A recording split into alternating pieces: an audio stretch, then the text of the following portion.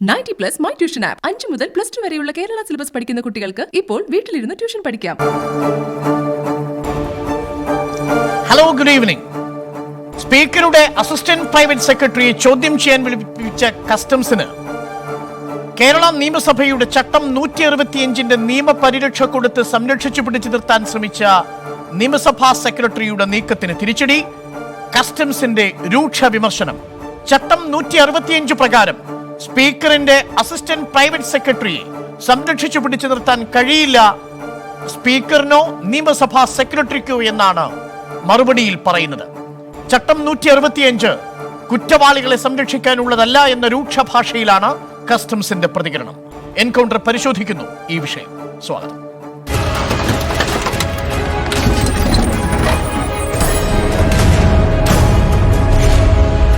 ഇതിനകത്തുള്ള ഒരു സ്റ്റാഫിന് അല്ലെങ്കിൽ നിങ്ങൾക്ക് അല്ലെങ്കിൽ പുറത്ത് ഒരു ലീഗൽ ആക്ഷൻ നടത്തണമെങ്കിൽ സ്പീക്കറുടെ പെർമിഷൻ വേണം. ഇതിനകത്തുള്ള മറ്റൊന്ന് നിയമസഭാ സ്പീക്കറെ തൽസ്ഥാനം നീക്കണമെന്ന് ആവശ്യപ്പെട്ട് പ്രമേയക്കുന്ന നോട്ടീസ് ചട്ടം 65 പ്രകാരം PM ഉമ്മ നൽകിയിട്ടുണ്ട്. ആ നോട്ടീസിന് മുകളിലും ഭരണഘടനാപരമായ നടപടിക്രമങ്ങളെല്ലാം പാലിച്ചുകൊണ്ട് ചട്ടങ്ങളുടെയും കീഴ്വഴക്കങ്ങളുടെ അടിസ്ഥാനത്തിൽ യുക്തമായ നടപടി സ്വീകരിക്കുന്നതാണ്. പിന്നെ ചർച്ചയ്ക്കെടുക്കാൻ നടപടിക്രമപ്രകാരം ഒരു വിരോധമില്ലാത്ത സാഹചര്യമാണ് നൽകിയിട്ടുള്ളത്. ചർച്ചയ്ക്കെടുക്കാൻ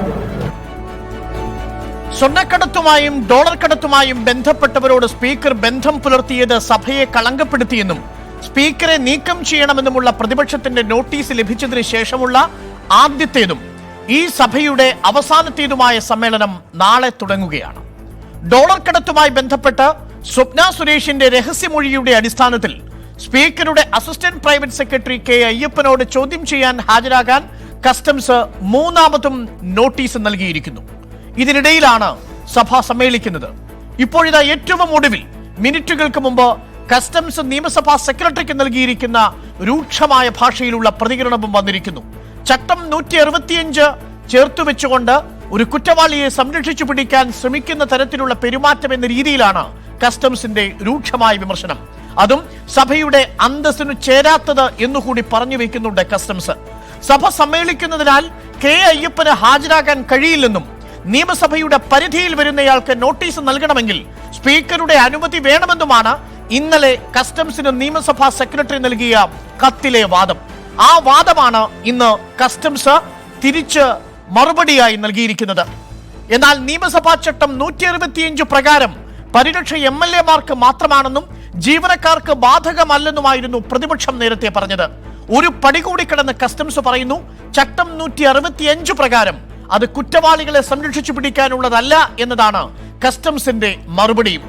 താൻ അന്വേഷണത്തെ തടസ്സപ്പെടുത്തുകയില്ലെന്നും തെറ്റുകാരനല്ലെന്നും ഉറപ്പുണ്ടെന്നും ഇന്നും മാധ്യമങ്ങൾക്ക് മുന്നിൽ സ്പീക്കർ ആവർത്തിച്ചു. എൻകൗണ്ടർ പരിശോധിക്കുന്നു. പരിരക്ഷ പരിചയാക്കുന്നു സ്പീക്കർ.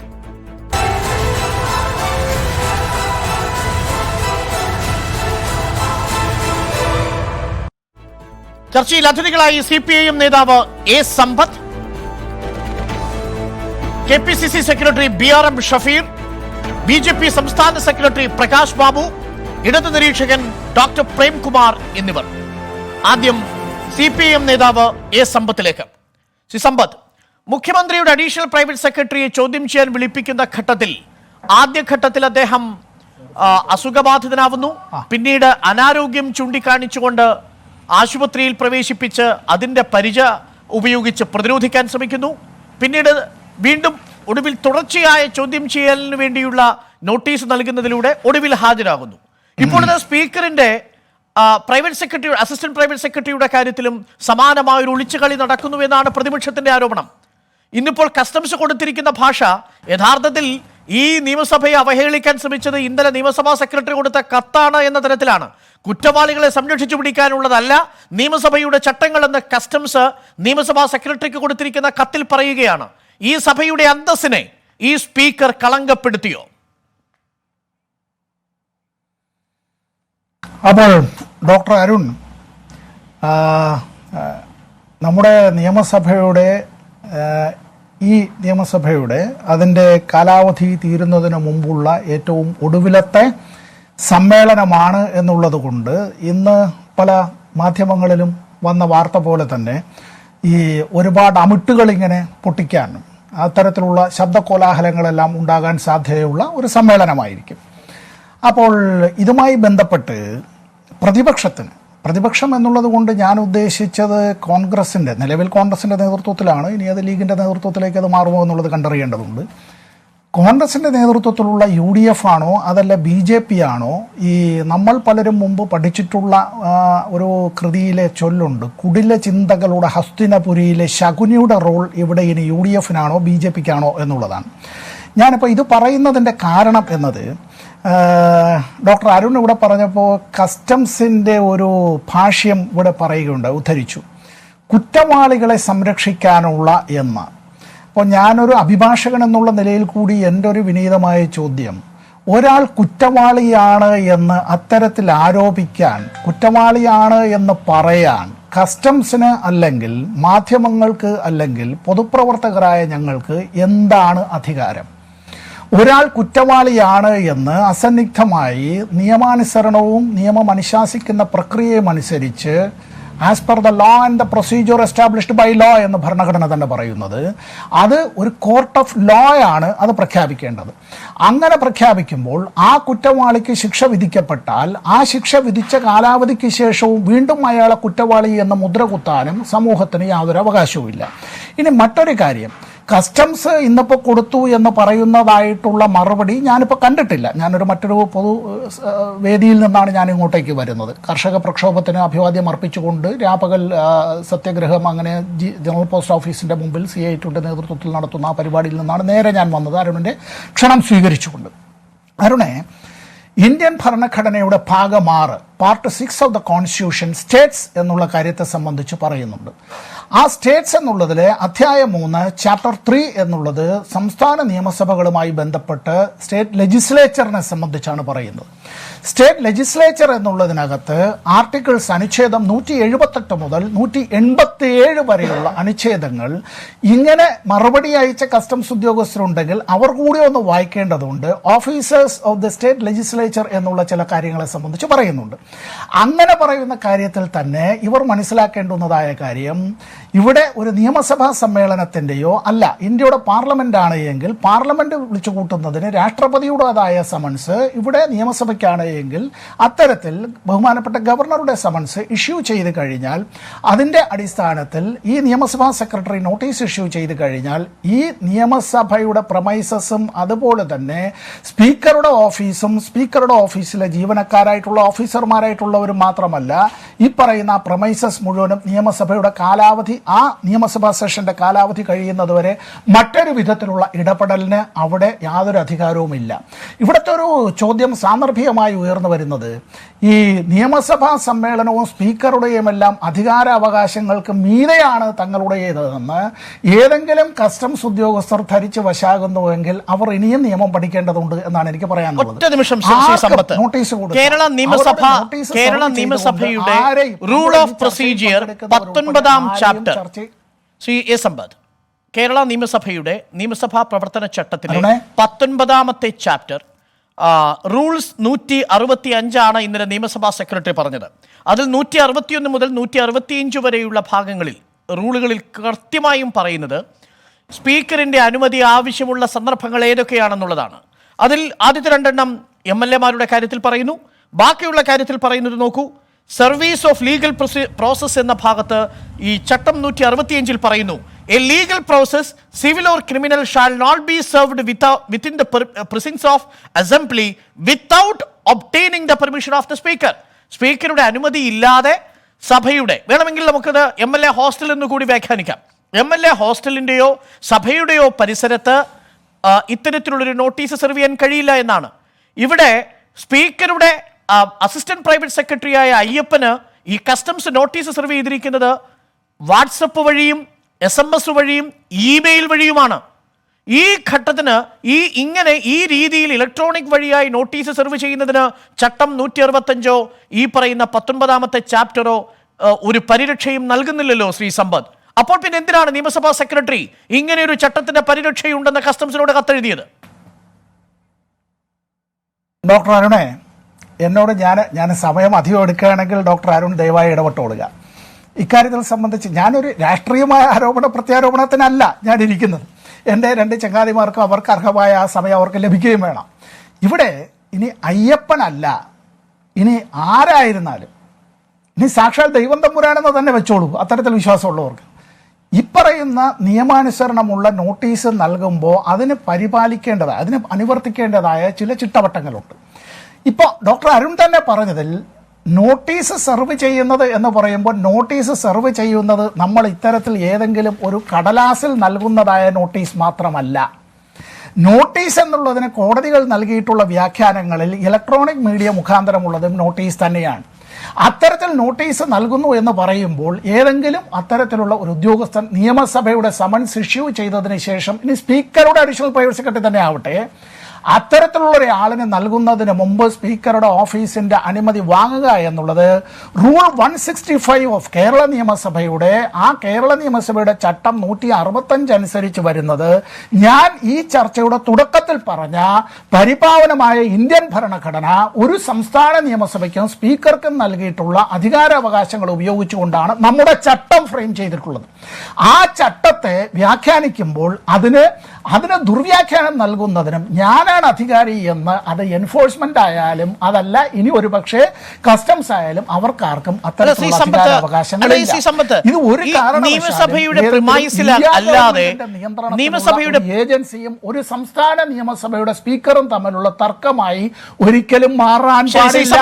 നിയമസഭയുടെ പ്രിമൈസിലല്ലാതെ കാര്യം ഈ അയ്യപ്പന്റെ വീട്ടിലേക്ക് ഒരു നോട്ടീസ് കൊടുക്കുന്നതിന് നിലവിലുള്ള ഈ ചട്ടപ്രകാരം അത് തടസ്സമാണോ? ഇന്നിപ്പോ കസ്റ്റംസ് 3ാമത്തെ നോട്ടീസ് സെർവ് ചെയ്തിരിക്കുന്നത് അയ്യപ്പന്റെ വീട്ടിലേക്കുള്ള മേൽവിലാസത്തിലാണ്. ആ അയ്യപ്പന്റെ വീട്ടിലെ അയ്യപ്പന് പരിരക്ഷയില്ലല്ലോ ഈ സ്പീക്കറുടെ. അതാണ് കസ്റ്റംസ് ചോദിക്കുന്നത്. ഇങ്ങനെ അന്തസ്സില്ലാതെ ഈ സഭയും ഈ സ്പീക്കറും ഈ രീതിയിൽ പെരുമാറരുതെന്ന് കസ്റ്റംസിനെ കൊണ്ട് പറയിപ്പിക്കുകയായിരുന്നില്ലേ നിയമസഭാ സെക്രട്ടറി എന്നാണ്. 165 അനുസരിച്ച് നിയമസഭയുടെ പരിസരത്ത് നോട്ടീസ് സെർവ് ചെയ്യുന്നതിനാണ് മുൻകൂർ അനുമതി വേണ്ടത്. അങ്ങ് പറയുന്നത് പോലെ ഈ നിയമസഭാ സെഷൻ തുടങ്ങിക്കഴിഞ്ഞാലോ തുടങ്ങുന്നതിന് 1 മാസം മുമ്പോ 1 മാസം പിമ്പോ സ്പീക്കർക്കോ മറ്റ് അംഗങ്ങൾക്കോ ആണ് പരിരക്ഷയുള്ളത്. ഈ ജീവനക്കാരനും അവിടെയുള്ള വാച്ചാൻ ഗാർഡിനും ഈ സഭ സമ്മേളിക്കുന്ന സമയത്ത് നിയമപരമായ പരിരക്ഷ എങ്ങനെയാണ് ഉറപ്പാക്കാൻ സാധിക്കുക? ഏത് ജനാധിപത്യ അവകാശത്തിലാണത് സാധ്യമാവുക? അവർ കേവലം നിയമസഭാ സെക്രട്ടേറിയറ്റിലെ ഉദ്യോഗസ്ഥർ മാത്രമല്ലേ? അവർക്ക് എങ്ങനെയാണ് പരിരക്ഷ ലഭിക്കുക? ശ്രീ സമ്പത്ത്, അല്ല. What do you mean by the office of the speaker? Office of the speaker എന്നുള്ളത് കൊണ്ട് സ്പീക്കർ ആയിരിക്കുന്ന ഒരു വ്യക്തി മാത്രമാണ്, ആ വ്യക്തി മാത്രമാണ് ഓഫീസ് ഓഫ് ദ സ്പീക്കർ എന്ന് പറയൂ? ഓഫീസ് ഓഫ് ദ സ്പീക്കർ എന്ന് പറയുമ്പോൾ സ്പീക്കറുടേതായ അദ്ദേഹത്തിൻ്റെ, നമ്മളിതൊക്കെ പറയുമ്പോൾ ഇതേതെങ്കിലും ഒരു രാഷ്ട്രീയമായ പരിപ്രേക്ഷ്യത്തിൻ്റെതല്ല. ഇപ്പോൾ നേരത്തെ ഡോക്ടർ അരുൺ തന്നെ പറഞ്ഞപ്പോൾ നേരത്തെ CM രവീന്ദ്രനെ സംബന്ധിച്ചുള്ള പരാമർശങ്ങൾ വന്നു. ഒരാൾക്ക് അസുഖമുണ്ടോ എന്നുള്ളത്, അസുഖം വന്നാൽ ഏതുവരെയാണ് എന്നുള്ളത്, ആ അസുഖം വന്നാൽ അങ്ങനെ ഒരാൾ അപ്പോൾ ഹാജരാകുന്നതിനെ സംബന്ധിച്ച് ഒക്കെ COVID-19 മഹാമാരിക്ക് കസ്റ്റംസിനെയും ED-യെയും ഇവിടെ ഈ മന്ത്രിമാരെയും അല്ല അമേരിക്കൻ പ്രസിഡന്റിനെയും പോലും ഭയമില്ല. ഇതൊക്കെ വന്നിട്ടുള്ള ആളുകളെ സംബന്ധിച്ച് നമുക്കിത് വരാത്ത ആളുകൾക്കിരുന്ന് വളരെ പുച്ഛരസത്തോടുകൂടി സർക്കാസ്റ്റിക്കായി വേണമെങ്കിൽ പലതും പറയാം. എൻ്റെ പൊന്നരുണെ, 5 തവണ ക്വാറന്റൈനിൽ പോകേണ്ടി വന്ന ഒരുത്തനാണ് നിങ്ങളുടെ മുമ്പിൽ ഈ ഇരിക്കുന്നത്. ഏറ്റവും ഒടുവിൽ ക്വാറന്റൈനിൽ പോകേണ്ടി വന്നത് തുറന്നു തന്നെ പറയാം, ബഹുമാനപ്പെട്ട ഗവർണറോടൊപ്പം 3 വേദികൾ പങ്കിട്ടതിൻ്റെ ഭാഗമായിട്ടാണ്. ഇതുമെല്ലാം അനുഭവിച്ചിട്ടുള്ള ആളുകളുണ്ട്. നമ്മുടെ തന്നെ മാധ്യമപ്രവർത്തകരായ സുഹൃത്തുക്കളോട് ചോദിച്ചു നോക്കുക, ഡൽഹിയിലെ വിജയമോഹനൻ ചേട്ടൻ്റെ മരണം എന്നുള്ളത് എങ്ങനെയാണ് ഉണ്ടായത് എന്നുള്ളത്. നമുക്ക് രാഷ്ട്രീയമായ കാര്യങ്ങൾ വെച്ചുകൊണ്ട് ഞാൻ എൻ്റെ ഈ വർത്തമാനത്തിൻ്റെ തുടക്കത്തിൽ പറഞ്ഞതുപോലെ ശകുനിവേഷം കെട്ടിയാടുന്ന പല ആളുകൾക്കും വേണമെങ്കിൽ അതുകൊണ്ട് മുഖ്യമന്ത്രിയുടെ അഡീഷണൽ പ്രൈവറ്റ് സെക്രട്ടറിയെ മുതൽ ഇനി സ്പീക്കറുടെ അഡീഷണൽ പ്രൈവറ്റ് സെക്രട്ടറിയെ വരെ ഇത്തരത്തിലുള്ള വ്യാഖ്യാനങ്ങൾ കൊണ്ട് മൂടുമ്പോൾ ഈ സ്വർണ്ണക്കടത്ത് കേസിലെ പ്രതിയായിട്ടുള്ള ഒരു വനിതയുടെ അഭിഭാഷകനായി വക്കാലത്തെടുത്ത് പിന്നീട് ആരോപണങ്ങൾ ഉണ്ടായതിനെ തുടർന്ന്, ആക്ഷേപങ്ങൾ ഉണ്ടായതിനെ തുടർന്ന് ഒഴിയേണ്ടി വന്ന ഒരു BJP സഹപ്രവർത്തകനായ അഭിഭാഷകനെ ഇപ്പോൾ ഈ ഇന്ത്യ ഗവൺമെന്റ് തന്നെ കസ്റ്റംസ് ആൻഡ് സെൻട്രൽ എക്സൈസിന്റെ കീഴിലുള്ള ഒരു പ്രധാനപ്പെട്ട അഭിഭാഷക പോസ്റ്റിലേക്ക് ഞാൻ അതിലേക്ക് ആ വിഷയങ്ങളിലേക്ക് വരാം നമുക്ക് 2ാം ഘട്ടത്തിൽ. പക്ഷേ എനിക്കിനിയും മനസ്സിലാകാതെ പോകുന്നത്, അങ്ങ് ഈ ചട്ടപ്രകാരം അതിനെ വ്യാഖ്യാനിക്കുമ്പോൾ ഈ നിയമസഭയിലെ സാമാജികർക്കുള്ള അതേ നിയമപരിരക്ഷ നിയമസഭയിലെ സ്പീക്കറുടെ അസിസ്റ്റന്റ് പ്രൈവറ്റ് സെക്രട്ടറിക്കുണ്ടെന്നുള്ള വാദം നിയമസഭാ ചട്ടങ്ങളെ ഉദ്ധരിച്ച് അങ്ങേക്ക് പറയാൻ കഴിയില്ല. ആ ചട്ടപ്രകാരം അങ്ങനെയൊന്നില്ല എന്നുള്ളത് ഞാനിവിടെ ആവർത്തിച്ച് അങ്ങയോട് 161 മുതൽ 165 വരെ, അതല്ലെങ്കിൽ ഈ ചാപ്റ്റർ 19 മുതൽ ചാപ്റ്റർ 19 പ്രൊവിഷൻസ് മൊത്തം എടുത്ത് പരിശോധിച്ച് നോക്കിയാൽ പോലും അതൊന്നും തന്നെ ഈ പറയുന്ന പരിരക്ഷ ഈ സ്പീക്കറുടെ ഓഫീസിലെ ജീവനക്കാർക്കുണ്ട് എന്ന് വ്യാഖ്യാനിക്കാൻ നമുക്ക് കഴിയില്ല. അങ്ങ് എങ്ങനെയാണത് വ്യാഖ്യാനിക്കുന്നത് ഇനിയും എനിക്ക് മനസ്സിലാവുന്നില്ല. അങ്ങ് നിരന്തരം പറയുന്നത് ഈ ഓഫീസർക്ക് പരിരക്ഷയുണ്ട് എന്നാണ്. അത് നിയമസഭയുടെ ഹാളിൽ, നിയമസഭയുടെ പരിസരത്ത് എന്ന് വളരെ കൃത്യമായി 165 പറയുന്നു. A legal process shall not be served within the precincts of the assembly without obtaining the permission of the speaker. അവിടെയാണ് ആവർത്തിച്ച് കസ്റ്റംസ് ചോദിക്കുന്നത്. വീട്ടിൽ കൊണ്ട് നോട്ടീസ് കൊടുത്താൽ കുഴപ്പമുണ്ടോ? വാട്സപ്പ് വഴി അയച്ച കുഴപ്പം വേണോ? പെർമിഷൻ വേണോ? ഇമെയിൽ വഴി അയച്ച പെർമിഷൻ വേണോ? വേണ്ട എന്നാണ് ചട്ടം പറയുന്നത്. വേണമെന്ന് പറയുന്നതേ ഇല്ല. ഏത് ചട്ടപ്രകാരമാണ് ശ്രീ പറയുന്നു വേണം? ഏത് ചട്ടപ്രകാരം? അഭിപ്രായം മാത്രമല്ല, വേണം. ഏത് ചട്ടപ്രകാരം? ഞാൻ നേരത്തെ ഡോക്ടർ അരുണേ, ചട്ടമല്ല, ഇന്ത്യൻ ഭരണഘടന അനുസരിച്ച് അങ്ങനെ രൂപീകരിക്കപ്പെട്ടിട്ടുള്ള ചട്ടമാണ് ഇത് എന്നുള്ളത് കൊണ്ട് ഈ ചർച്ചയിൽ പങ്കെടുക്കുമ്പോൾ അരുൺ തന്നെ ഞാൻ പറഞ്ഞ ചാപ്റ്റർ 6 ഈ പറയുന്ന ആർട്ടിക്കിൾസ് ഒന്ന് വായിച്ചിട്ട് ബാക്കി പറയുക. അല്ലല്ല, ഈ കുറെ ഉണ്ട്. നമ്മുടെ 1 മണിക്കൂർ ചർച്ച കൊണ്ട് തീരുന്നതല്ല അത്. ഞാൻ ഒരു നിമിഷം ഞാൻ അങ്ങനെയൊക്കെ തിരിച്ചു വരാം. BRM ഷഫീർ, ഇത് ചട്ടമല്ല, ഇന്ത്യൻ ഭരണഘടന കൊടുത്തിരിക്കുന്ന പരിരക്ഷയാണ് നിയമസഭയുടെ speaker, assistant private secretary, Ayyappan ഉള്ളത് എന്നാണ് സമ്പത്തിന്റെ വാദം. ചട്ടമൊക്കെ പോയി ഭരണഘടനയുടെ സ്പീക്കർക്കുള്ള അധികാരത്തെ കുറിച്ചാണ് ഞാൻ പറഞ്ഞത്. അങ്ങനെ വ്യാഖ്യാനിക്കരുത്. അല്ലല്ല, സംശയം അങ്ങനെ. അരുണിന് പറയാനുള്ളത് അരുണിന് പറയാം. അരുണിന്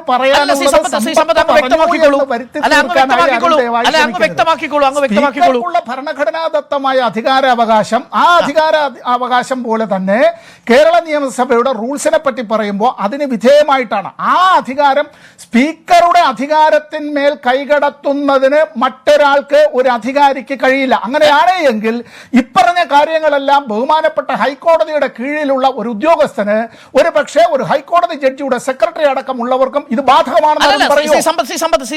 ഈ സ്പീക്കറുടെ അസിസ്റ്റന്റ് പ്രൈവറ്റ് സെക്രട്ടറിക്ക് കസ്റ്റംസിന് നോട്ടീസ് കൊടുക്കണമെങ്കിൽ എന്താണ് ചെയ്യേണ്ടത്? വീട്ടിൽ ഒരു നോട്ടീസ് സെർവ് ചെയ്യണമെങ്കിൽ എന്താണ് ചെയ്യേണ്ടത്? അങ്ങനൊന്ന് വ്യക്തമായി പറയൂ. വ്യക്തമായി പറയാം. ആദ്യം ബഹുമാനപ്പെട്ട സ്പീക്കറുടെ അനുമതി തേടണം. അനുവാദമല്ല, അനുവാദം എന്നത് പരിഭാഷയാണ് മലയാളത്തിൽ.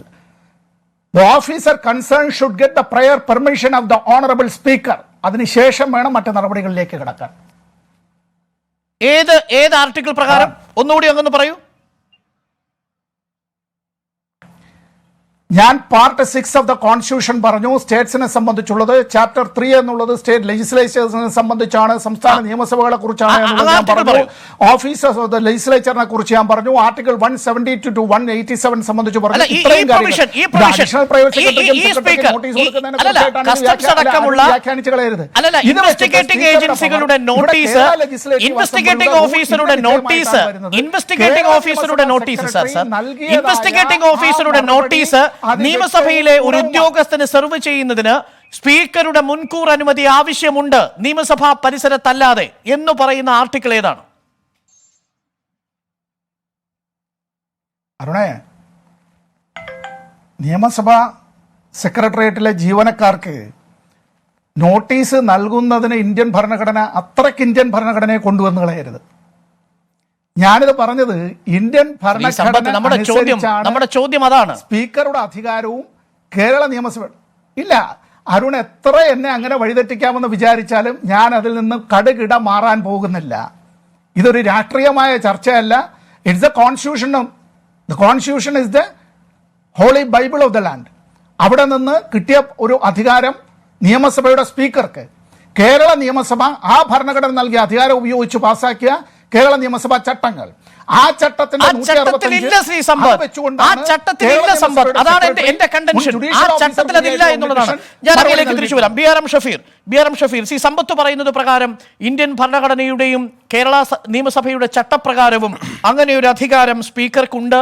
ഈ നിയമസഭയുടെ പരിസരത്തല്ലാതെ മറ്റെവിടെ വെച്ചാണെങ്കിൽ പോലും നിയമസഭയിൽ ഒരു ഉദ്യോഗസ്ഥനും ഒരു ഏജൻസിക്കും നോട്ടീസ് സെർവ് ചെയ്യാൻ കഴിയില്ല എന്നാണോ നിങ്ങളും ധരിച്ചിരിക്കുന്നത്? BRM ഷഫീർ, മുൻകൂർ അനുമതിയില്ലാതെ.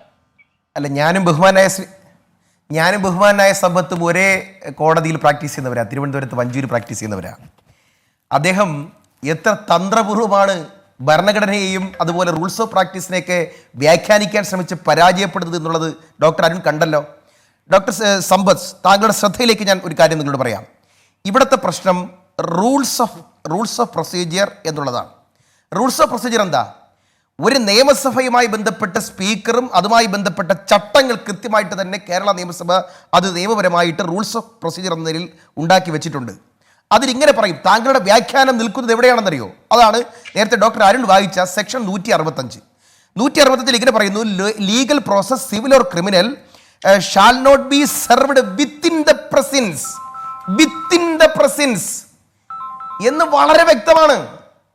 നിയമസഭയ്ക്കകത്ത് മാത്രമാണ് എന്ന് കൃത്യമാണ്. എന്നിട്ട് ഞാൻ അല്പം കൂടി കടന്നു പറഞ്ഞു തരാം. Of the assembly shall not be serving within the prior permission of the speaker എന്നുള്ളതാണ് ഇവർ വ്യാഖ്യാനിക്കാൻ ശ്രമിക്കുന്ന ഒരു കാര്യം. രണ്ട് കളവുകളാണ് പറഞ്ഞത്. ഒന്ന്, വിത്തിൻ ദ പ്രമിസസിൽ പുറത്തുള്ളതും അല്ലെങ്കിൽ പിന്നെ വാട്സപ്പ് വഴിയുള്ളതും മറ്റേതെങ്കിലും തരത്തിലുള്ള സെർവിങ് നോട്ടീസുകൾ ഇതിന്റെ പരിധിയിൽ വരും എന്നുള്ളതാണ് ആദ്യം പറഞ്ഞ കള്ളം. രണ്ടാമത്തെ പറഞ്ഞത് ഒരു അല്പം കൂടി വ്യാഖ്യാനിച്ചാൽ നിങ്ങളോട് പറയാം.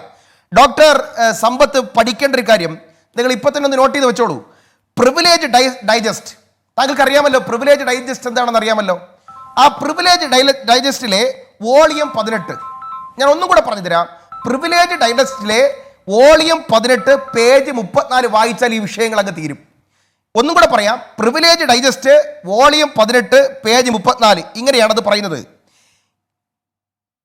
കേരള നിയമസഭാ സെക്രട്ടേറിയറ്റിലെ ജീവനക്കാരുടെ അറസ്റ്റുമായി ബന്ധപ്പെട്ട ഒരു തർക്കമുണ്ടായി.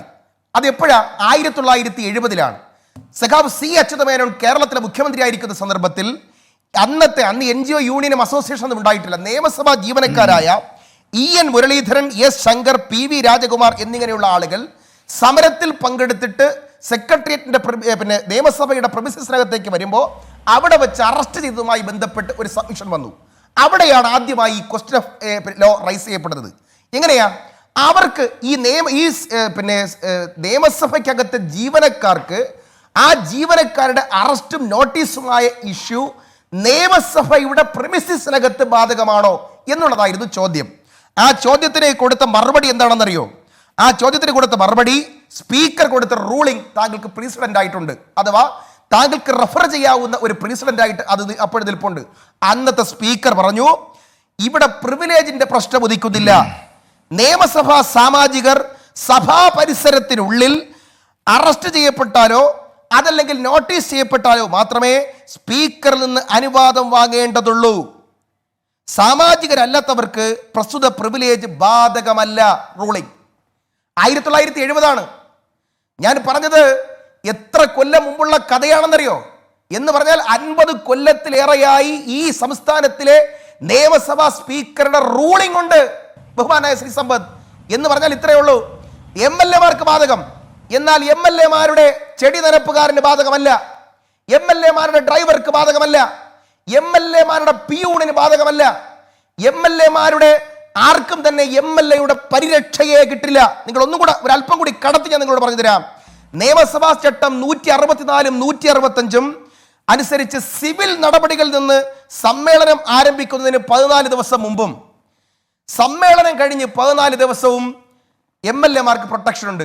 എന്നാൽ ക്രിമിനൽ നടപടികൾക്ക് ആ പ്രൊട്ടക്ഷൻ പോലും ഇല്ല. വളരെ ക്ലിയർ അല്ലേ? എന്ന് പറഞ്ഞാൽ നിങ്ങൾ ഒരു കാര്യം ബഹുമാനായ സമ്പത്ത് മനസ്സിലാക്കിയാൽ മതി. നിങ്ങൾ പോയി പ്രിവിലേജ് ഡൈജസ്റ്റിന്റെ വോളിയം 18-ലെ പേജ് നമ്പർ 34 ഒരു തവണ വായിച്ചാൽ എന്നെ പോലെ തന്നെ അഭിഭാഷകനായ ഡോക്ടർ സമ്പത്തിന്റെ ഈ സംശയം മാറും. ഞാൻ ഒരല്പം കൂടി പറഞ്ഞു തരാം. ഡോക്ടർ സമ്പത്ത് ഇവിടെ വന്ന് പറയുന്നത് താങ്കളുടെ പാർട്ടിയെ ന്യായീകരിക്കാൻ വേണ്ടിയിട്ടാണ്, അറിഞ്ഞു വെച്ചുകൊണ്ട് കാര്യങ്ങൾ മിസ്ലീഡ് ചെയ്യുന്നു എന്നുള്ളതാണ് എനിക്ക് മനസ്സിലായിട്ടുള്ളൊരു കാര്യം. ഞാൻ നിങ്ങളോട് പറഞ്ഞു തരാം. ഇതിനകത്ത് ഞാനിതിനെ ഒന്നാം ഘട്ടത്തിൽ പറഞ്ഞ് അവസാനിപ്പിക്കുന്നതിന് മുമ്പ് ഞാൻ ഇങ്ങനെ പറഞ്ഞു തരാം. നിയമസഭാ സ്പീക്കറും നിയമസഭയുമായി ബന്ധപ്പെട്ട എല്ലാ ചട്ടങ്ങളും അത് കൃത്യമായി തന്നെ റൂൾസ് ഓഫ് പ്രൊസീജിയറിലാണ് വരുന്നത്. അറസ്റ്റിന്റെയും നോട്ടീസിന്റെയും പ്രൊസീജിയർ വന്നിരിക്കുന്നത് 164-ലും 165-ലുമാണ്. 164-ഉം 165-ഉം നിയമസഭാ സാമാജികർക്ക് മാത്രമേ ബാധകമാവുകയുള്ളൂ.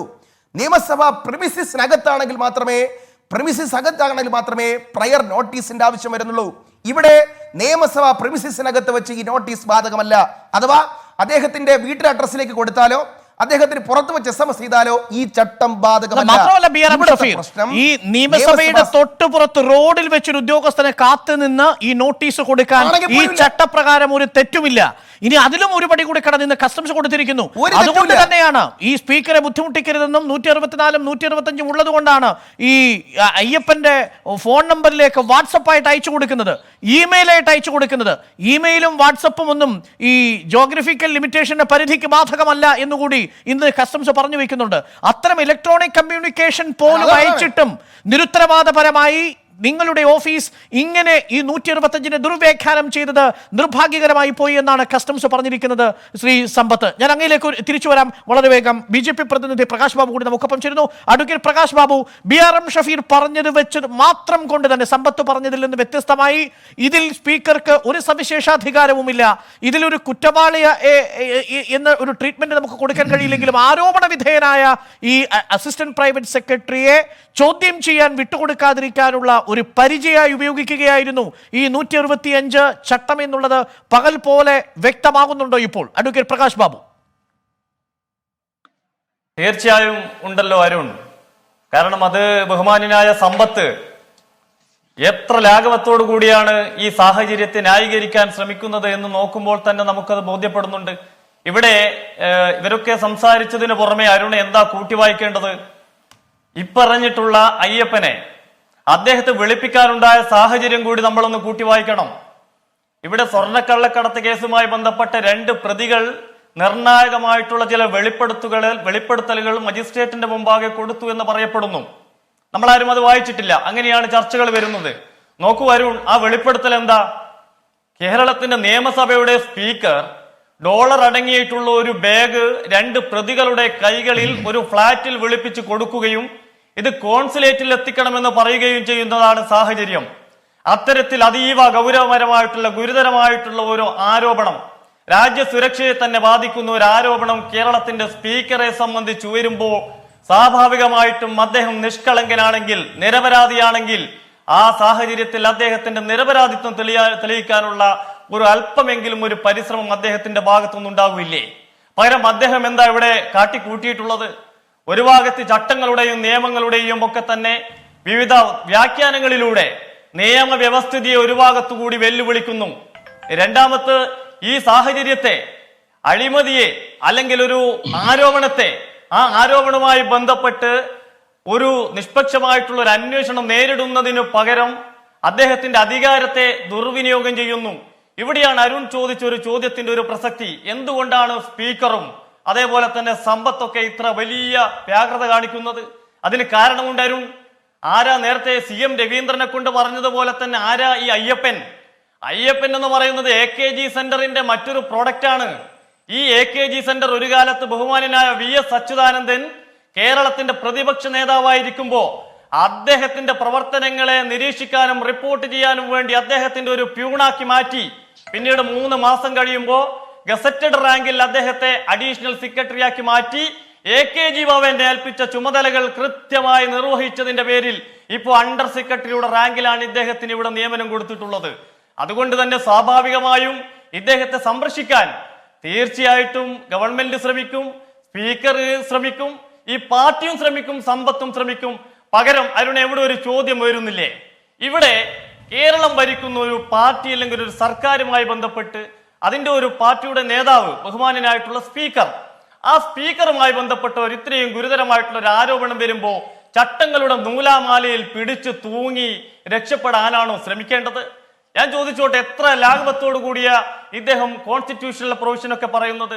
ബഹുമാന്യനായ സമ്പത്തെ, ഇന്ത്യ രാജ്യത്ത് നിലനിൽക്കുന്ന എല്ലാ നിയമങ്ങളുടെയും ആധാരം ഇന്ത്യൻ ഭരണഘടന തന്നെയാണ്. അതിലൊരു തർക്കവുമില്ല. ഈ റൂൾ ഓഫ് ബിസിനസ് മാത്രമൊന്നുമല്ല, ഇവിടെ നിലവിലുള്ള എല്ലാ നിയമങ്ങളുടെയും നിയമം എന്ന് പറയുന്നത് ഇന്ത്യൻ കോൺസ്റ്റിറ്റ്യൂഷനാ.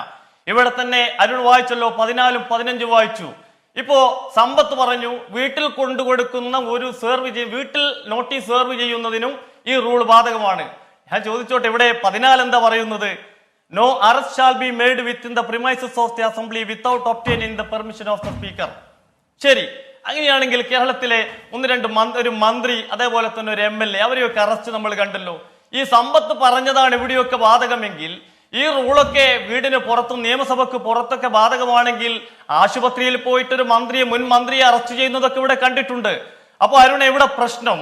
ഇദ്ദേഹത്തെ എന്ത് വില കൊടുത്തും സംരക്ഷിക്കണം. കാരണം CM രവീന്ദ്രനെ ഒരു തിരഞ്ഞെടുപ്പിന്റെ മുമ്പ് ദീർഘകാലം സംരക്ഷിച്ചതുപോലെ, ശിവശങ്കരനെ ആശുപത്രിയുടെ ആരോഗ്യ വകുപ്പിന്റെ കീഴിൽ സംരക്ഷിച്ചതുപോലെ ഇദ്ദേഹത്തെയും കുറച്ചു കാലം സംരക്ഷിക്കേണ്ടതായിട്ടുണ്ട്. അതിനു വേണ്ടിയിട്ടാണ് ഈ തരംതാണ ഒരു രാഷ്ട്രീയം, തരംതാണ. ശരി, അഡ്വക്കേറ്റ് പ്രകാശ് ബാബു, ഞാൻ തിരിച്ചു പറയാൻ സമ്പത്ത് മറുപടി പറയട്ടെ. ഒരു നിമിഷം ഡോക്ടർ പ്രേംകുമാറിലേക്ക് കൂടി പോകുന്നു. പ്രേംകുമാർ, ഇതിൽ നിന്ന് കസ്റ്റംസ് അല്പസമയം മുമ്പ് നിയമസഭാ സെക്രട്ടറിക്ക് കൊടുത്ത കത്തിലെ ഒരു വാചകത്തിന്റെ ഒരു ഭാഗം ഞാൻ വായിക്കാം. The same does not appear to behove of a responsible office and majesty of the legislature.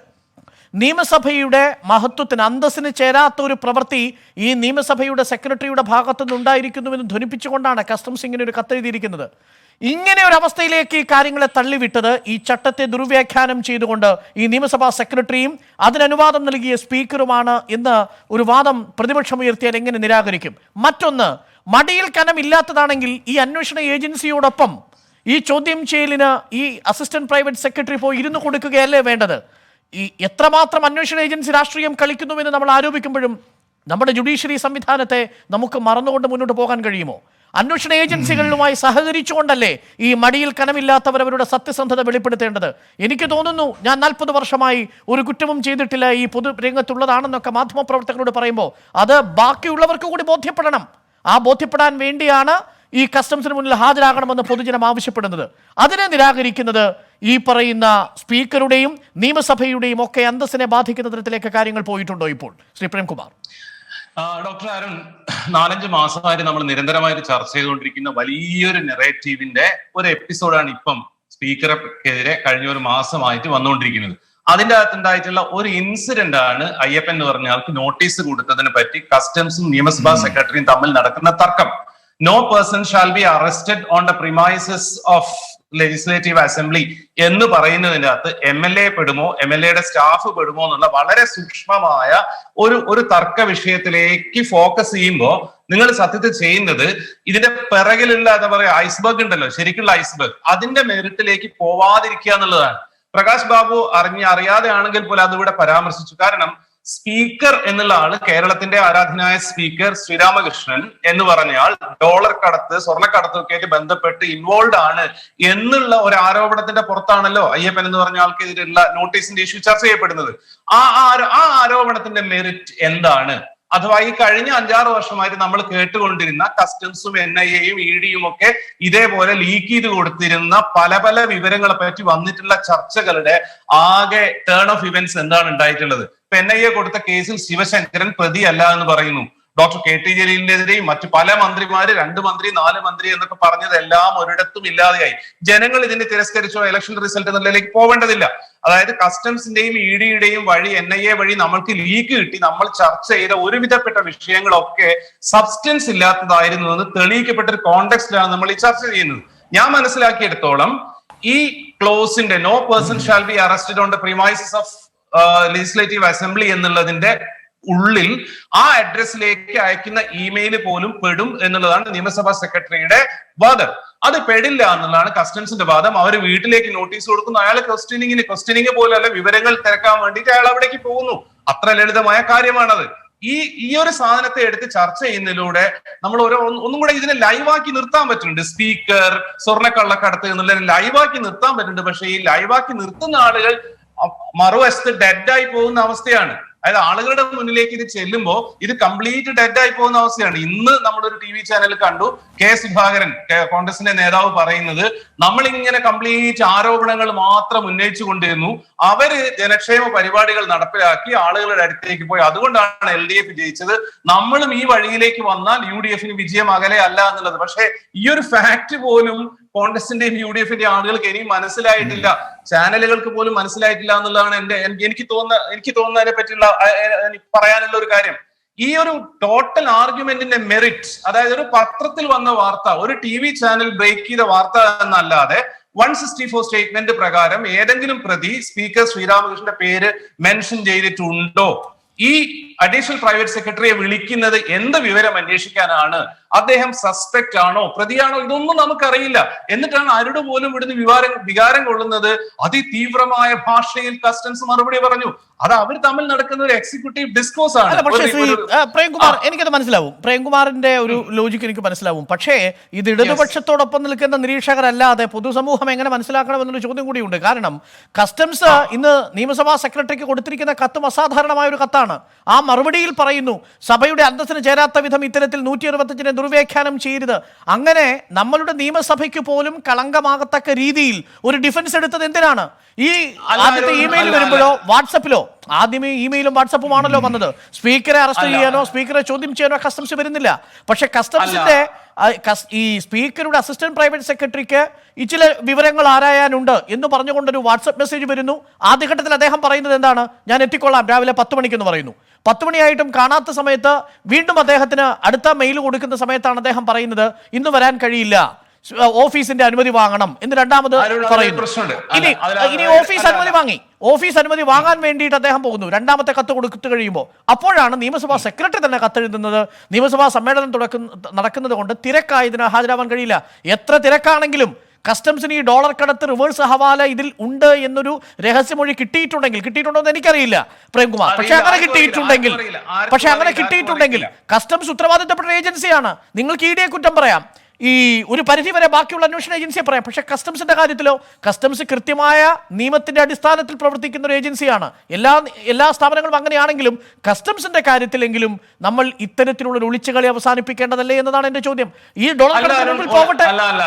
അല്ല, അതിലൊരു പ്രിവിലേജിന്റെ കൃത്യമായ പ്രശ്നമുണ്ട്. കാരണം നിയമസഭാ സെക്രട്ടറിയും സ്പീക്കറുടെ ഓഫീസും അഡ്വക്കേറ്റ് എ സമ്പത്തും ഇവിടെ ഇന്റർപ്രറ്റ് ചെയ്യുന്നത് പോലെ സ്പീക്കറുടെ ഓഫീസ് എന്ന് പറയുന്ന ഡെഫിനിഷന്റെ അകത്ത് സ്പീക്കറുടെ ഓഫീസിലെ സ്റ്റാഫിനും കൂടെ ഈ പ്രിവിലേജ് ഉണ്ടെങ്കിൽ അത് പ്രിസർവ് പ്രിവിലേജ് ഇല്ല. എനിക്ക് അതാണ് സമ്പത്തിനോട് ചോദിക്കാനുള്ളത്. ഷഫീർ വ്യക്തമാക്കിയതോടുകൂടി ആ പ്രധാനപ്പെട്ട സ്പീക്കറുടെ റൂളിംഗ് കൂടി ഈ ഘട്ടത്തിലുണ്ട്. വളരെ കൃത്യമായി ഒരു സംശയം ഈ 187 ആർട്ടിക്കിൾ പ്രകാരം, നേരത്തെ സമ്പത്ത് പറഞ്ഞ ആർട്ടിക്കിൾ 187 പ്രകാരം സെക്രട്ടേറിയറ്റ് ഓഫ് സ്റ്റേറ്റ് ലെജിസ്ലേച്ചറിൽ പ്രത്യേക സവിശേഷാധികാരം സ്പീക്കർക്ക് കൽപ്പിച്ചു കൊടുക്കുന്നില്ല. അതിനെ ഉപജീവിച്ചുകൊണ്ടുണ്ടാക്കിയ കേരളത്തിലെ നിയമസഭാ ചട്ടം 164 165 സ്പീക്കറിന് ഈ നിയമസഭയുടെ ഈ പെർമിസിൽ അല്ലാതെ മറ്റൊരിടത്തും മുൻകൂർ അനുമതി നൽകാനുള്ള സവിശേഷ അധികാരം കൊടുക്കുന്നില്ല. വളരെ കൃത്യമാണ്. അല്ല, അങ്ങനെയാണ് ഞാൻ അരുണിനോട് ഒരു ചോദ്യം ചോദിച്ചോട്ടെ. അങ്ങനെയാണെങ്കിൽ കസ്റ്റംസിന്റെ റിപ്ലൈ എന്താവണമായിരുന്നു? നിങ്ങൾക്ക് ഇങ്ങനെ യാതൊരു അവകാശവുമില്ല, ഞങ്ങൾ ഈ അഡ്രസ്സിൽ തന്നെ നോട്ടീസ് സെർവ് ചെയ്യുന്നു എന്നല്ലേ പറയുന്നത്? എക്സാക്ട്ലി അങ്ങനെ തന്നെയാണ് കസ്റ്റംസ് കൊടുത്തിരിക്കുന്ന മറുപടി. കസ്റ്റംസ് കൊടുത്തിരിക്കുന്ന മറുപടി ഒരിക്കൽ കൂടി ഞാൻ വായിക്കാം. കസ്റ്റംസ് കൊടുത്തിരിക്കുന്നത് ദ റിജിഡ് റീഡിംഗ്, അതായത് ഈ പ്രിമൈസസിലാണ് കത്ത് കൊടുത്തിരിക്കുന്നത് എന്ന് നിങ്ങൾ ദുർവ്യാഖ്യാനം ചെയ്തു എന്ന് തന്നെയാണ് പറഞ്ഞിരിക്കുന്നത്. അങ്ങനെയല്ല. എന്നിട്ട് മൂന്നാമത് വീണ്ടും മേൽവിലാസം മാറ്റി കൊടുക്കുകയാണ്. ഇനി അത് അങ്ങനെയെങ്കിൽ അങ്ങനെ മൂന്നാമത് വീട്ടിലേക്ക് കൊടുക്കുന്നു. അതാണ് സമ്പത്ത് പറയുന്നത്. വീട്ടിലേക്ക് കൊടുക്കാൻ പറ്റില്ല. അല്ല, വീട്ടിലേക്ക് കൊടുക്കാൻ പറ്റില്ല എന്ന് സമ്പത്ത് പറഞ്ഞതിന്റെ കാര്യം എനിക്കറിയില്ല. പക്ഷേ പ്രിമൈസസ് എന്നുള്ളതിൽ ആ അഡ്രസ്സിലേക്കുള്ള ഒരു ഇമെയിൽ ബാധകമാണോ എന്നുള്ളതിനെ പറ്റി ഒരു തർക്കം നിലനിൽക്കുന്നതുകൊണ്ടാണ് കസ്റ്റംസ് റിജിഡ് റീഡിംഗ് എന്ന് പറയുന്നത്. അല്ലെങ്കിൽ അവർ ആ നോട്ടീസ് തന്നെയാണ് സെർവ് ചെയ്യുക, അത് തന്നെ റീസെർവ് ചെയ്യും. അതാ ഞാൻ പറഞ്ഞത്. അപ്പൊ അതിലൊരു ഡിസ്കഷന്റെ ഒരു പോയിന്റ് ഓഫ് ഡിബേറ്റ് അതിനകത്ത് തീരുമാനിക്കട്ടെ.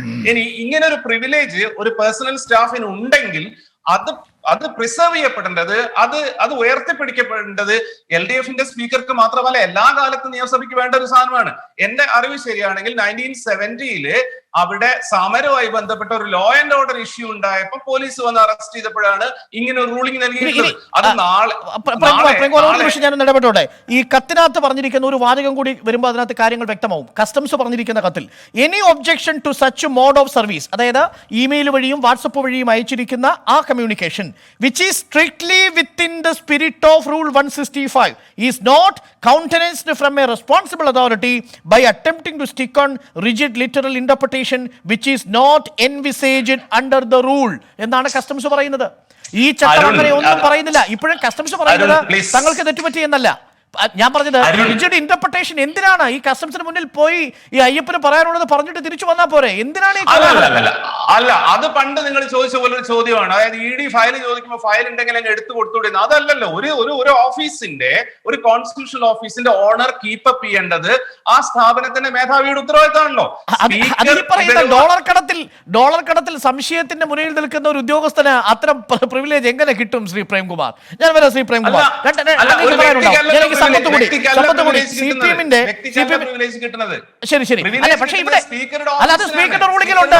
സ്പീക്കറുടെ റൂളിംഗിലുണ്ട്. ഷഫീർ പറഞ്ഞതുപോലെ സ്പീക്കറുടെ റൂളിംഗിലുണ്ട് ഈ സെക്രട്ടേറിയറ്റിലെ സ്റ്റാഫിന് ഈ പ്രിവിലേജ് ഇല്ല എന്ന് പറയുന്നുണ്ട് ശ്രീ സമ്പത്ത്. വളരെ പ്രധാനപ്പെട്ട ചോദ്യമാണ് BRM ഷഫീർ പറഞ്ഞത്. സ്പീക്കറിന്റെ റൂളിംഗ് പോലും വളരെ കൃത്യമായി BRM ഷഫീർ ചൂണ്ടിക്കാണിക്കുന്നു.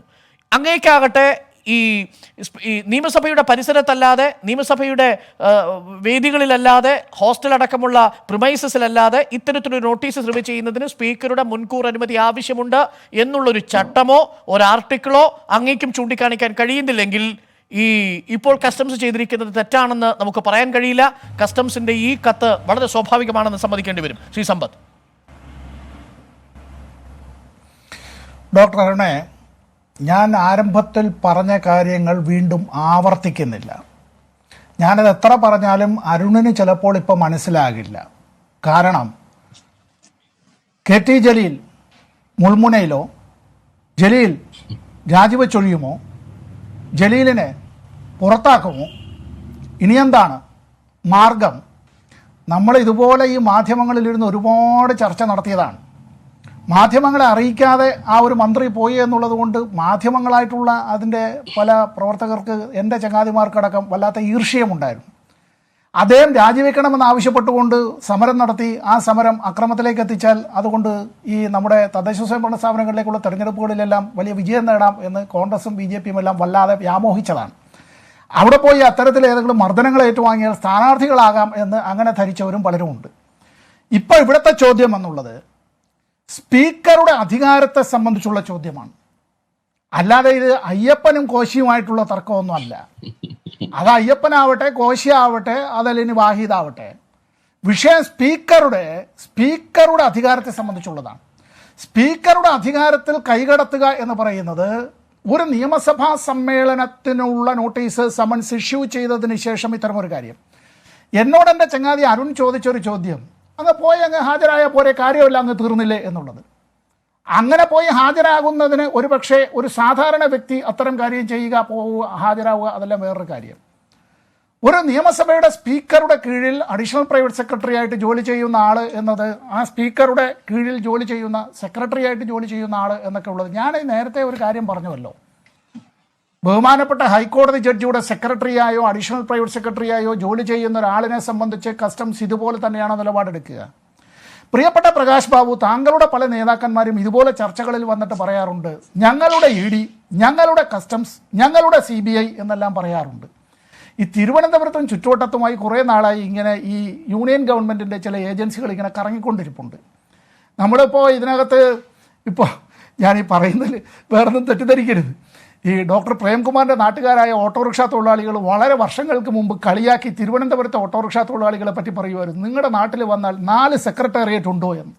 സെക്രട്ടേറിയറ്റിലേക്ക് പോകണമെന്ന് പറഞ്ഞാൽ 4 തവണ ഇങ്ങനെ അങ്ങോട്ടും ഇങ്ങോട്ടും കൊണ്ടുവന്ന് കാണിക്കുന്നത് പോലെ കളിയാക്കി പറയും. ഇപ്പം അങ്ങനെ പറയാറില്ല, അത് വേറെ കാര്യം. ഇവിടെ ഈ പറഞ്ഞ ഈ അന്വേഷണ ഏജൻസികളെല്ലാം വരുന്ന ഏപ്രിൽ മാസം വരെ ഇത് തന്നെയാണ് നടത്തുക. തിരുവനന്തപുരം ഭാഷയിൽ പറഞ്ഞാൽ ചുട്ട ഉണക്കമീന് കൊണ്ട് തലോടൽ കിട്ടിയതായ ശുനകൻ എങ്ങനെയാണോ അത് നക്കി വീണ്ടും ഇതിൻ്റെ പുറകെ നടക്കുന്നത് പോലെ ഈ അന്വേഷണ ഏജൻസികളെല്ലാം നടന്നുകൊണ്ടേയിരിക്കും. ഇവിടെ 1964 തന്നെ ഒരു നിയമസഭാ സ്പീക്കറുമായി ബന്ധപ്പെട്ട് ഇതുപോലൊരു വിഷയം ഉണ്ടായിട്ടുണ്ട്. ഞാൻ സമയച്ചുരുക്കം കൊണ്ട് മറ്റൊന്നും പറയുന്നില്ല. എൻ്റെ ചങ്ങാതി ഇപ്പോൾ BRM ഷമീർ പറഞ്ഞത് എന്താണെന്ന് പറഞ്ഞാൽ, ഈ റൂൾസ് ഓഫ് പ്രൊസീജിയറിനെ കുറിച്ചും റൂൾസ് ഓഫ് ബിസിനസ്സിനെ സംബന്ധിച്ചുമുള്ളൊരു കാര്യം, അതിലെങ്കിലും എൻ്റെ പൊന്ന് ഷഫീറെ ഒരു കൃത്യമായ നിലപാട് വേണ്ടേ? ഇവിടെ എന്താണ്, ഇവിടെ എൻ്റെ ചങ്ങാതി അഡ്വക്കേറ്റ് കൂടിയായിട്ടുള്ള പ്രകാശ് ബാബു പറയുകയാണ് rules of procedure, rules of business. ഞാൻ I agree with that, rules of business. അതേസമയം ഷഫീർ പറയുകയാണ് rules of procedure. Rules of procedure നമ്മൾ കോടതികളിൽ വക്കീലന്മാർ പാലിക്കേണ്ടതായിട്ടുള്ളതും കോടതി നടപടികളുമായി ബന്ധപ്പെട്ട കാര്യമാണ്. ഈ പാവപ്പെട്ട ഇത് കേൾക്കുന്ന 10,000 കണക്കിന് ഭവനങ്ങളിരിക്കുന്ന ജനങ്ങളെ ഇത് രണ്ടും കൂടി പറഞ്ഞ് കൂട്ടിക്കുഴപ്പിച്ച് കളയരുത്. ഇത് സ്പീക്കറുടെ അധികാരത്തിന്മേലുള്ള കടന്നുകയറ്റം ഉണ്ടായാൽ അക്കാര്യത്തിൽ കൃത്യമായി പ്രതികരിക്കേണ്ടത് സ്പീക്കറുടേതായ അറിവോടുകൂടി, സമ്മതത്തോടുകൂടി, അനുമതിയോടുകൂടി നിയമസഭാ സെക്രട്ടറി ചെയ്യണം. അങ്ങനെ നിയമസഭാ സെക്രട്ടറി ചെയ്തില്ലെങ്കിൽ he will be failing in his duty എന്ന് ഞാൻ പറയും. ഇവിടെ ആരെങ്കിലും നിയമസഭാ സമ്മേളനത്തിന് വേണ്ടിയുള്ള നമ്മൾ നാളെ നിയമസഭാ സമ്മേളനം ആരംഭിക്കുകയാണ്. അതിൻ്റെ സമൻസ് ഇഷ്യൂ ചെയ്തിട്ട് ദിവസങ്ങളായി. അത് നേരത്തെ അറിഞ്ഞുകൊണ്ട് തന്നെയാണല്ലോ നേരത്തെ BJP നേതാക്കൾ മുമ്പ് ചില ചർച്ചകളിൽ ചോദിച്ചത്, നിങ്ങൾ എന്തിനാണ് അങ്ങനെയാണെങ്കിൽ ഈ കർഷക സമരവുമായി ബന്ധപ്പെട്ട് പ്രത്യേകിച്ച് ഒരു പ്രത്യേക നിയമസഭാ സമ്മേളനം വിളിച്ചു കൂട്ടുന്നത് എന്ന് പോലും ചോദിച്ചത്. വിഷയം എത്രയേ ഉള്ളൂ, ഇതുമായി ബന്ധപ്പെട്ട ആരെ വേണമെങ്കിലും ചോദ്യം ചെയ്യാം. ആ ചോദ്യം ചെയ്യുന്നതുമായി ബന്ധപ്പെട്ട് അത്തരത്തിൽ കാര്യങ്ങൾക്ക് നോട്ടീസ് കൊടുക്കലും എല്ലാം ആവാം. അത് ചെയ്യുമ്പോൾ ചില നിയമസഭകളുമായി ബന്ധപ്പെട്ട് അവിടെ അധികാരങ്ങളുള്ള സ്പീക്കറുടേത്. ഇനി പ്രമൈസസ് എന്നുള്ളതിനെ സംബന്ധിച്ചുള്ള ഇൻ്റർപ്രിട്ടേഷനാണ് എങ്കിൽ അതിൻ്റെ ഇൻ്റർപ്രിട്ടേഷൻ നിരവധി കോടതി വിധികളിൽ പലതും പറയുന്നുണ്ട്. നമ്മൾ ഈ during the course of employment എന്നൊക്കെ പറയും ഡോക്ടർ അരുണെ. During the course of employment എന്നൊക്കെ പറഞ്ഞ് വക്കീലന്മാർ പറയുമ്പോഴത്തേക്ക് ഒരു കൂരയ്ക്ക് കീഴിൽ ചെന്ന് നിന്ന് ജോലി ചെയ്ത ആ സമയത്ത് മാത്രം ഉണ്ടായ അത്യാഹിതം അപകടം എന്നല്ല അതിൻ്റെ അർത്ഥം. അതിനൊക്കെ കോടതികൾ നൽകിയിട്ടുള്ള ഒരുപാട് വ്യാഖ്യാനങ്ങളുണ്ട്. ഒരു കാരണവശാലും ഇന്ത്യ ഗവൺമെന്റിന്റെ ഒരു ഏജൻസിക്കും ഒരു സംസ്ഥാന നിയമസഭയുടെ സ്പീക്കറുടെ അധികാര അവകാശത്തിന്മേൽ കൈകടത്താൻ കഴിയില്ല. അത് ഇത്തരം കാര്യങ്ങൾ നമ്മൾ ചർച്ച ചെയ്യുമ്പോൾ അല്ല ശ്രീ സമ്പത്ത്, ഡോളർ കടത്തുമായി ബന്ധപ്പെട്ട ഒരു മുഖ്യ പ്രതി കൊഫെപ്പോസ അടക്കം ചുമത്തപ്പെട്ട് ജയിലിൽ കിടക്കുന്ന NIA പ്രതിയാക്കിയിരിക്കുന്ന ഒരു പ്രതിയുടെ രഹസ്യമൊഴിയിൽ ഇപ്രകാരത്തിലുള്ള ഡോളർ കടത്തുമായി റിവേഴ്സ് ഹവാലയുമായി ബന്ധപ്പെടുത്തിക്കൊണ്ടുള്ള ഒരു സുപ്രധാന വിവരം അന്വേഷണ ഏജൻസിക്ക് ബോധ്യമാകുമ്പോൾ അന്വേഷണ ഏജൻസിക്ക് അക്കാര്യത്തിലുള്ള സംശയം മാറ്റാൻ വേണ്ടി സ്പീക്കറുടെ അസിസ്റ്റന്റ് പ്രൈവറ്റ് സെക്രട്ടറിയെ വിളിക്കുമ്പോൾ അതിന് ഈ കസ്റ്റംസ് ഏജൻസിയുടെ അടുത്തേക്ക് പോകാതിരിക്കാൻ പറയുന്ന തൊടുന്യായത്തിന്റെ പേരല്ലല്ലോ പ്രിവിലേജ്. ഇതിൽ ഏത് പ്രിവിലേജ്, ഏത് ഘട്ടത്തിൽ, ഏത് ചട്ടം, ഏത് ആർട്ടിക്കിൾ അങ്ങ് പറഞ്ഞാലോ എനിക്ക് സമ്മതമായി. അങ്ങ് പറഞ്ഞതുപോലെ ഈ നിയമസഭ സമ്മേളിക്കുന്നതിന് 14 ദിവസം മുമ്പ്, 14 ദിവസം ശേഷം, അല്ലെങ്കിൽ 30 ദിവസം മുമ്പ് ഏതെങ്കിലും ഒരു സെക്രട്ടേറിയറ്റ് സ്റ്റാഫിന് ഈ പ്രിവിലേജ് ഉണ്ടെന്ന് ഒരു റൂളിംഗ് അങ്ങ് പറയൂ, ഒരു സ്പീക്കറുടെ റൂളിംഗ് പറയൂ. അതല്ലെങ്കിൽ നിയമസഭയുടെ ചട്ടം പറയൂ, അതല്ലെങ്കിൽ ഭരണഘടനയുടെ ആർട്ടിക്കിൾ 187ന്റെ ഉപവിഭാഗം പറയൂ. ഇതിലെവിടെയാണ്? ഒരിടത്തും പറയുന്നില്ലല്ലോ ശ്രീ സമ്പത്ത്. ഡോക്ടർ അരുണേ, ഞാൻ അങ്ങയോടുള്ള എല്ലാ ബഹുമാനത്തോടും കൂടി പറയുകയാണ്, you are tried your best to exceed the limit. ആ ലിമിറ്റ്സ് എക്സീഡ് ചെയ്യാനുള്ള വല്ലാത്തൊരു പരിശ്രമം നടത്തി. കസ്റ്റംസ് കൊടുത്ത നോട്ടീസ് എന്ന് താങ്കളുടെ കയ്യിൽ ഉള്ളതായി താങ്കൾ വായിച്ചിട്ടുള്ളതിനകത്ത് ഇങ്ങനെ ഈ മൊഴിയുമായി ബന്ധപ്പെട്ട് സ്പീക്കറുടെ പരാമർശം, ആ പേര് വന്നിട്ടുള്ളത് കൊണ്ട് സ്പീക്കറെ കുറിച്ചുള്ള വിവരങ്ങൾ അറിയാനാണ് താങ്കളെ വിളിക്കുന്നതെന്ന് പറഞ്ഞിട്ടുണ്ടോ? അതോ ഇത് ഡോക്ടർ അരുണിന്റെ വായിൽ നിന്ന് മാത്രം വന്നതാണോ? മനസ്സിലായില്ല. താങ്കളുടെ കയ്യിൽ ആ വാട്സ്ആപ്പ് മെസ്സേജിന്റെ കോപ്പി ഉണ്ട്.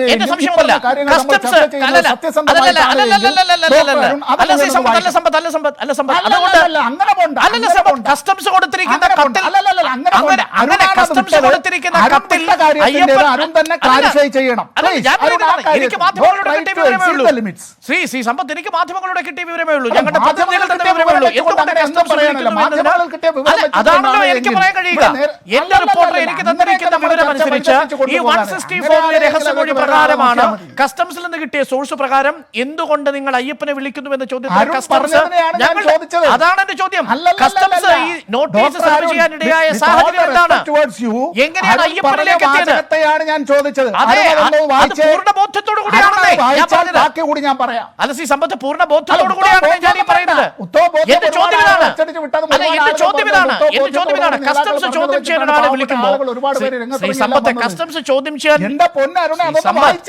ശ്രീ സമ്പത്ത്, ഈ നോട്ടീസിൽ ഈ സ്വർണ്ണക്കടത്തുമായി ഡോളർ കടത്തുമായി ബന്ധപ്പെട്ട ഈ നോട്ടീസിൽ ഡോളർ കടത്തുമായി ബന്ധപ്പെട്ട ഒരു കേസിൽ ഈ ചില സംശയങ്ങൾ ദൂരീകരിക്കുന്നതിന് വേണ്ടി ഈ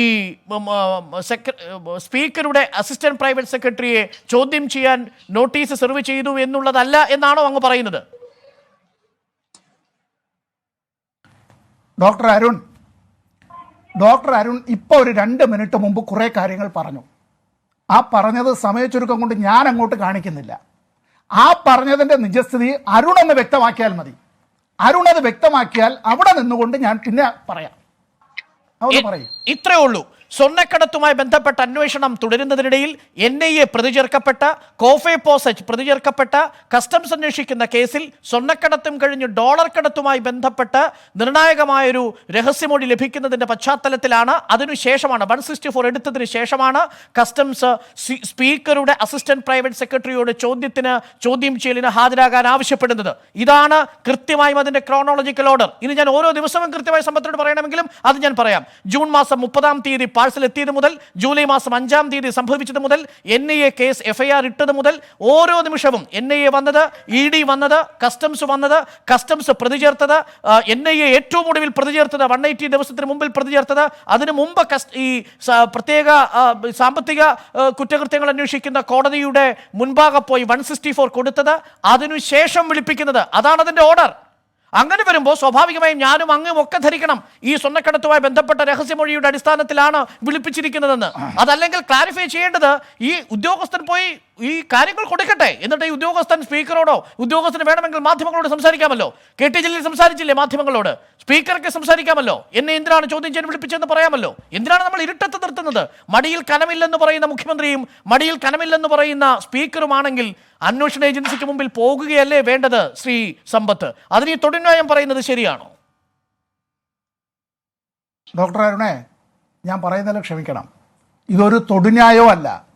ഞാൻ ഈ ചർച്ചയിൽ പറഞ്ഞതുപോലെ ഇവിടെ സ്പീക്കറുടെ ഓഫീസിനെ ഇകഴ്ത്തിക്കാണിക്കാനായി BJPയോ കോൺഗ്രസോ ലീഗോ അത്തരത്തിൽ പ്രതിപക്ഷ കക്ഷികൾ അത്തരത്തിൽ രാഷ്ട്രീയമായി ശ്രമിക്കുന്നത് അതായിക്കോട്ടെ.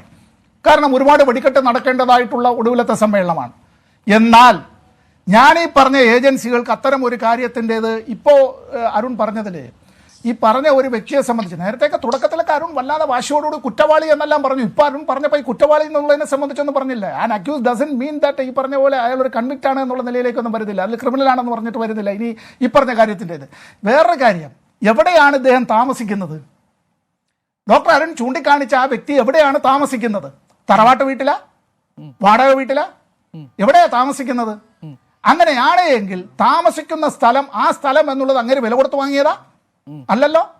ആരുടെ നിയന്ത്രണത്തിലാണ്? അപ്പൊ ഇതെല്ലാം ഇവിടെ നമ്മുടെ ഇന്റർപ്രിട്ടേഷന് വിധേയമാവുന്ന കാര്യങ്ങളാണ്. ചോദ്യം ചെയ്യലിന് ഹാജരാവില്ല എന്നുള്ളതല്ല വിഷയം, ചോദ്യം ചെയ്യാൻ പാടില്ല എന്നുള്ളതല്ല വിഷയം.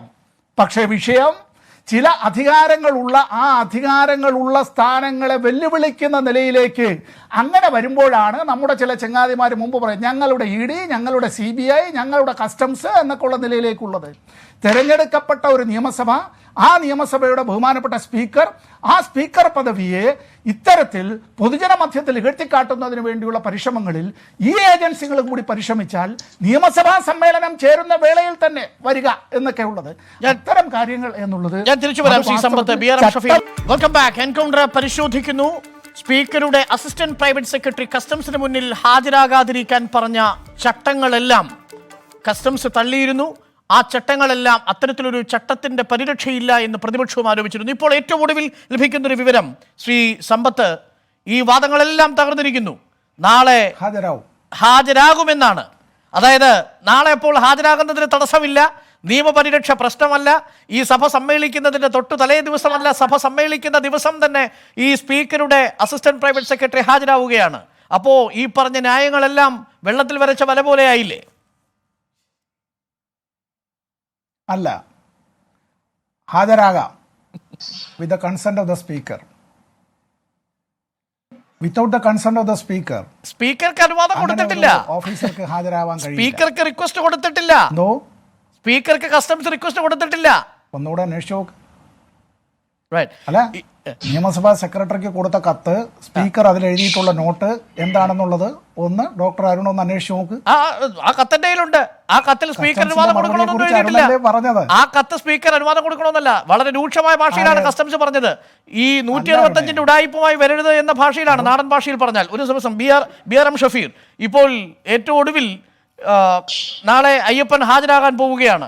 മടിയിൽ കനമില്ല എന്ന് പ്രൂവ് ചെയ്യാൻ വേണ്ടി അയ്യപ്പൻ നാളെ കസ്റ്റംസിന് മുന്നിൽ ചോദ്യം ചെയ്യലിന് വിധേയനാവും. ശ്രീ ഷഫീർ, ബഹുമാനായ സമ്പത്ത് നേരത്തെ പറഞ്ഞതുപോലെ അയ്യപ്പനും കോശിയൊക്കെ അങ്ങോട്ട് അദ്ദേഹം പരാമർശിച്ചല്ലോ. അതുകൊണ്ട് പറയാ, നാളെ അയ്യപ്പൻ ഹാജരാവും, അതിനുശേഷം കോശിയും ഹാജരാകും. അയ്യപ്പൻ പിടിക്കപ്പെടും, അതിനുശേഷം അയ്യപ്പന്റെ കൂടെ നിന്ന് കോശിയും പിടിക്കപ്പെടും. ബഹുമാനായ സമ്പത്ത്, നമ്മുടെ തിരുവനന്തപുരത്തൊക്കെ ഒരു ചൊല്ലുണ്ടല്ലോ, എന്താണത്? നിങ്ങൾ കാളയെ ഇൻഷുർ ചെയ്തിട്ടുണ്ട്, പക്ഷേ അതിൻ്റെ പരിരക്ഷ കയറിന് കിട്ടൂല കേട്ടോ. കാളയെ കെട്ടിക്കൊണ്ടിരിക്കുന്ന കയറിന് കാളയെ ഇൻഷുർ ചെയ്താൽ കയറിന് ഇൻഷുറൻസ് പരിരക്ഷ കിട്ടിയെന്ന് പറയാൻ പറ്റില്ല. നിങ്ങളോട് ഞാൻ ഒരു കാര്യം പറഞ്ഞു തരാം. താങ്കളോട് ഈ ചർച്ചയിൽ ഞങ്ങൾ 3 പേരിരിപ്പുണ്ട്, പക്ഷേ ഡോക്ടർ അരുൺ താങ്കളോട് തന്നെയാണ് നിരന്തരം ചോദിച്ചത്. കാരണം താങ്കളാണ് അതിനകത്ത് പിന്നെ ഈ ഭാഗം പറയേണ്ടതാണ്. ആ ചോദ്യങ്ങളിൽ താങ്കൾക്കൊരിടത്തും തന്നെ റൂളിങ്ങുകൾ ഹാജരാക്കാൻ പറ്റിയില്ല, താങ്കൾക്കൊരിടത്തും പ്രീസിഡന്റുകൾ ഹാജരാക്കാൻ പറ്റിയില്ല, താങ്കൾക്കൊരിടത്തും സുപ്രീം കോടതിയുടെയോ ഓണറബിൾ ഹൈക്കോർട്ടിന്റെയോ വെർഡിക്റ്റുകൾ ഹാജരാക്കാൻ പറ്റിയില്ല, താങ്കൾക്കൊരിടത്തും മുൻവിധികൾ ഹാജരാക്കാൻ പറ്റിയില്ല എന്നുള്ളത് കേരളത്തിൽ ഈ ചർച്ച കാണുന്നവർ വിലയിരുത്തപ്പെടട്ടെ. ഞാൻ ഒരു കാര്യം നിങ്ങളോട് പറയാം. എന്തുകൊണ്ടാണ് ഈ ഒരു സാധാ ഒരു അഡീഷണൽ പ്രൈവറ്റ് സെക്രട്ടറിക്ക് വേണ്ടി ഇത്ര മസിന് പിടിച്ചെന്നും കൂടെ ഒന്ന് പറഞ്ഞുതരാം ഡോക്ടർ സമ്പത്തെ. താങ്കളൊരു കാര്യം മനസ്സിലാക്കേണ്ടത്, ഈ അയ്യപ്പൻ എന്ന് പറയുന്ന ആളിന് 2011 ഇദ്ദേഹം VS അച്യുതാനന്ദന്റെ, ബഹുമാനായ കേരളത്തിലെ പ്രതിപക്ഷ നേതാവായ സഖാവ് VS അച്യുതാനന്ദന്റെ പ്രകാശ് ബാബു പറഞ്ഞതുകൊണ്ട് നമ്മൾ വീണ്ടും ആവർത്തിക്കുന്നില്ല. ആ കഥ പ്രകാശ് ബാബു പറഞ്ഞു. ഞാൻ പറഞ്ഞു തരാം ഒറ്റ വാചകം പറയൂ, കൂടുതൽ പറയില്ല. ആ പിയൂൺ പോസ്റ്റിൽ നിന്ന് ഇദ്ദേഹം 10 കൊല്ലം കൊണ്ട് ഇത്രയേറെ വളർന്നതിന്റെ കാരണം ഇത്രയേ ഉള്ളൂ. അത് വളരെ സിമ്പിളാണ്. ഇദ്ദേഹത്തിനോട് എവിടെ ഒരു ഫയൽ കൊണ്ടുവന്ന് കൊടുക്കാൻ പറഞ്ഞാലോ, ഒരു പാഴ്സൽ കൊണ്ടുവന്ന് കൊടുക്കാൻ പറഞ്ഞാലോ കൃത്യമായി കൊടുത്തിരിക്കും. ഇയാൾക്ക് നോട്ട് എഴുതാനും അറിയില്ല, ഇയാൾക്ക് ഫയൽ എഴുതാനും അറിയില്ല. ഇവിടുത്തെ പ്രശ്നം ഇത്രയേ ഉള്ളൂ. ഇത്രയോട് പറഞ്ഞ് അവസാനിപ്പിക്കാം. ഈ റിവേഴ്സ് ഹവാലയുമായി ബന്ധപ്പെട്ട് ആരോപിക്കപ്പെടുന്ന ഭരണഘടനാ സ്ഥാപനം കൊടുത്തുവിട്ട സാധനങ്ങൾ കൈമാറിയതിന് ഈ പറയപ്പെടുന്ന അയ്യപ്പനാണത് ചെയ്തിട്ടുള്ളത്. അയ്യപ്പൻ ഈ പറയപ്പെടുന്ന പോലെ വലിയ ഷഫീറിന് മാത്രമുള്ള ഉത്തരവാദിത്വമാണ്. ശ്രീ പ്രകാശ് ബാബു, നമുക്ക് 1 മിനിറ്റിൽ അരുൺ ഇവിടെ സമ്പത്ത് പറഞ്ഞത് കുറെ ശുനകന്മാർ തിരുവനന്തപുരത്ത് തലസ്ഥാന നഗരി ചുറ്റുന്നുണ്ടെന്നാണ്.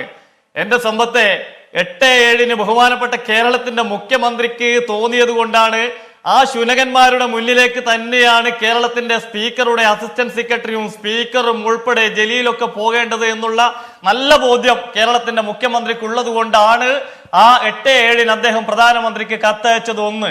2, താങ്കൾ ഇന്ത്യൻ ഭരണഘടനയുടെയും ഒക്കെ തന്നെ മഹത്വം വിളിച്ചു പറയുമ്പോൾ പോലും താങ്കൾക്കൊരു നിയമാനുസൃതമായി നിയോഗിക്കപ്പെട്ട ഒരു അന്വേഷണ ഏജൻസിയുടെ ഒരു നോട്ടീസ് കിട്ടുമ്പോൾ അതിന്റെ മുന്നിലേക്ക് പോകാൻ ചില ഡ്യൂട്ടീസ് ഗവൺമെന്റ് ഉദ്യോഗസ്ഥന്മാർക്ക്, പബ്ലിക് സർവന്റിന് ഉണ്ടെന്നുള്ള കാര്യം പോലും താങ്കൾ പരാമർശിച്ചില്ലല്ലോ സമ്പത്തെ.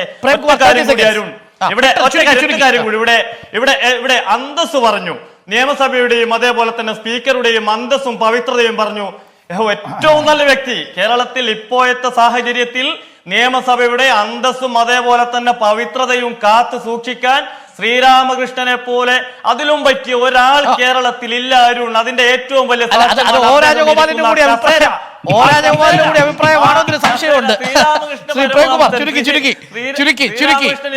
കസേര തന്നെയാണ് അതിന്റെ ഏറ്റവും വലിയ സാക്ഷി. അരുൺ, ഞാൻ മനസ്സിലാക്കുന്നത് ഈ പ്രിമൈസസിലേക്കുള്ള അഡ്രസ്സിൽ നോട്ടീസ് കൊടുക്കുക എന്നുള്ളത്, അനുസരിക്കുക എന്നുള്ളത് സ്പീക്കറിന്റെ ഓഫീസിനുള്ള സ്പെഷ്യൽ പ്രിവിലേജിനെതിരെയുള്ള ഒരു മൂവ് ആയിട്ട് സ്പീക്കറുടെ ഓഫീസിന് തോന്നി. അത് കസ്റ്റംസ് കറക്റ്റ് ചെയ്തു, അതിലൂടെ റെസിഡൻഷ്യൽ അഡ്രസ്സിൽ കൊടുത്തു, അദ്ദേഹം പോയി.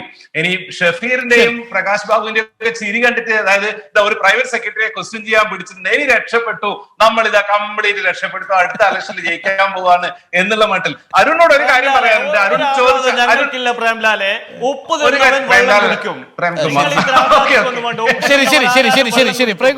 എന്നോട് ചോദിക്കാനുള്ള